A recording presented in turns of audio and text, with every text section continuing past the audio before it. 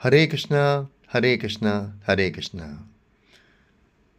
इस दुनिया में तीन तरह की जीवात्मा होती है। एक जीवात्मा क्या करती है, सुनिए। एक जीवात्मा कर्म नहीं करती पर फल की इच्छा करती है, उसे तमोगुनी कहते हैं।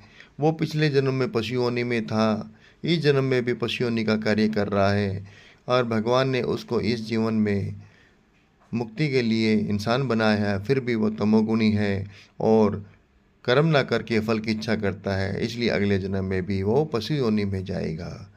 सेकंड, जो लोग होते हैं वो कर्म तो करते हैं परंतु फल प्राप्ति के लिए करते हैं।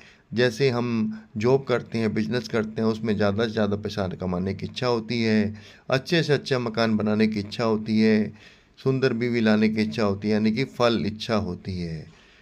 ये जीवात्मा इस संसार में भोगती रहती है, जन्म मृत्यु के चक्कर में फंसी रहती है, क्योंकि वो कर्म फल जो करती है वो फल की इच्छा से करती है।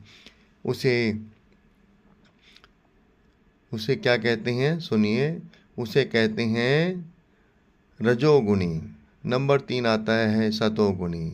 सतोगुणी में इंसान है, जो जीवात्मा है, वो कर्म तो करती है पर वो हमेशा भगवान के लिए करती है, भगवान के दास के लिए करती है और फल की इच्छा नहीं करती, यानी कर्म के प्रति फल की इच्छा ना करना।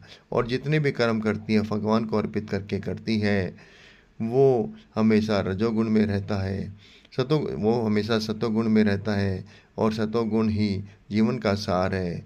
और यदि इंसान जीवात्मा इस तीनों गुणों से ऊपर उतर जाता है, ये प्रकृति के 3 गुण हैं, यदि इन तीनों गुणों से उठ जाता है तो उसे वासुदेव अवस्था कहते हैं, जिसे आत्म साक्षात्कार कहते हैं, भगवत प्राप्ति कहते हैं।